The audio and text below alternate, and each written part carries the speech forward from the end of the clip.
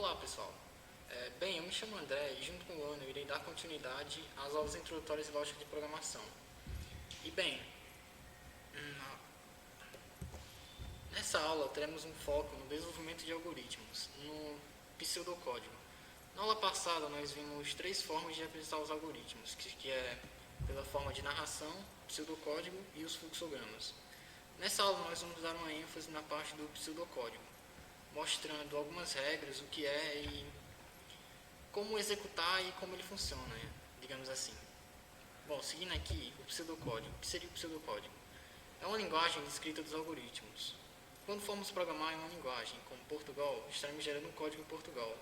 Por isso, os algoritmos são independentes das linguagens de programação. Ao contrário de uma linguagem de programação, exige um formalismo rígido de como deve ser escrito o algoritmo. O algoritmo deve ser fácil de interpretar e de codificar, ou seja, ele deve ser um intermediário entre a linguagem falada e a linguagem de programação.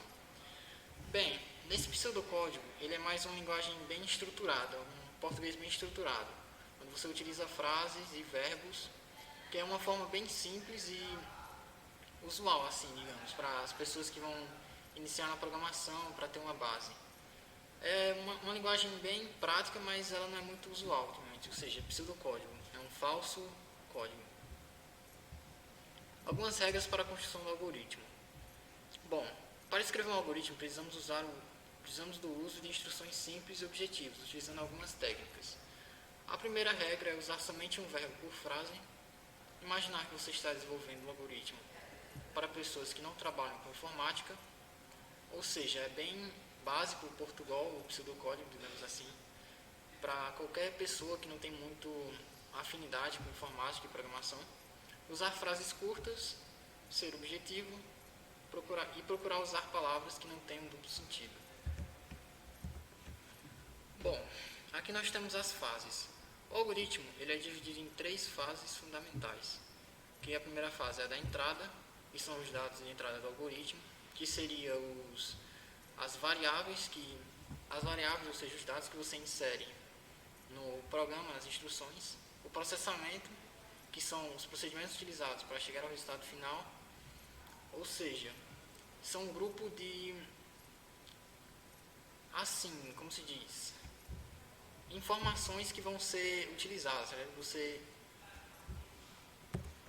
Na parte do processamento, é meio que o processo, como já diz essa fase, que é nele que vai estar as instruções que vão ser executadas, ou seja, para a solução de um problema ou algo específico. E nós temos também a saída, que são os dados já processados, que nos apresentam o resultado de todo o processamento, de todo o cálculo,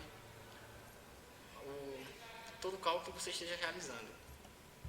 Logo em seguida, vamos ver um exemplo de algoritmo. Pode-se imaginar o seguinte problema calcular a média final dos alunos dos terceiros anos do ensino médio. Os alunos realizarão as provas P1, P2, P3 e P4. Bom, aqui é um exemplo de cálculo de média que pode ser utilizado pelo algoritmo, onde a média é P1 mais P2, P3 e P4 dividido por 4. P1, P2, P3 e P4, no caso, seriam as variáveis, que vamos ver em seguida o que elas seriam. Bom, vamos fazer umas simples perguntas. Quais são os dados de entrada? Os dados de entrada são P1, P2, P3 e P4, que seriam as variáveis, ou seja, as notas das provas dos alunos, que nós vamos utilizar no cálculo. Qual será o processamento a ser utilizado? O procedimento será somar todos os dados e divididos por 4, que é o cálculo da média, que é na segunda fase, ou seja, o processamento em si do algoritmo. E os dados de saída, que os dados de saída serão a média final, ou seja, vai apresentar o resultado dos alunos, ou seja, a média dos alunos.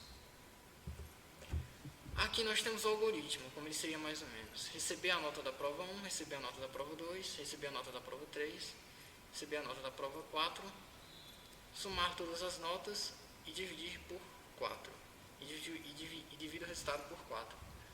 É um cálculo assim, é um algoritmo bem simples, representando a média, somando todas as notas das provas dos alunos e mostrando o resultado no final, ou seja, com essas três fases fundamentais do algoritmo. E aqui nós temos um exercício para praticar os conhecimentos. Vamos lá, o primeiro exercício. Identifique os dados de entrada, processamento e saída no algoritmo abaixo. Ou seja, nessa questão nós temos que identificar qual desses valores são os procedimentos de entrada, de processamento e saída do algoritmo. Primeiro, eu recebo o código do produto, recebo o valor da peça, recebo a quantidade de peças, calcule o valor total da peça, que é a quantidade vezes o valor do produto, mostre o código do seu produto e o valor total. E a segunda questão, que é faça um algoritmo para calcular o estoque médio de um produto, sendo que estoque médio é igual à quantidade mínima mais a quantidade máxima dividido por 2. São duas questões para praticar e agora vamos ver um pouco sobre a resolução das questões. Bom, aqui na resolução da questão 1 nós temos que receba código. No caso seria um dado de saída, a saída dos dados. Receba o valor da peça, seria a saída de dados também. Receba a quantidade de peças, seria a saída de dados.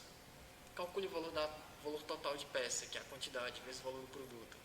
É o processamento de dados e mostre o código do seu produto e o valor total é a entrada de dados. Essa é uma resolução da questão 1, apresentando qual dos dados são as fases do algoritmo em si. E vamos para a questão 2. Na questão 2 nós temos identificar a quantidade mínima do produto, identificar a quantidade máxima do produto e somar um com o outro e depois dividir por 2. Essa seria a resolução da questão 2, como uma espécie de algoritmo, uma ideia para a construção do algoritmo em si. Bom, pessoal, esse foi um pouco desenvolvendo o algoritmo, mostrando sobre o pseudocódigo, sua definição, as fases, algumas questões e um exercício prático para apresentar como funciona em si o pseudocódigo, que é bem prático, mas não tão usual. Mas o pseudocódigo serve como uma base para o aprendizado de programação e lógica de programação. Bom, até o próximo vídeo, pessoal.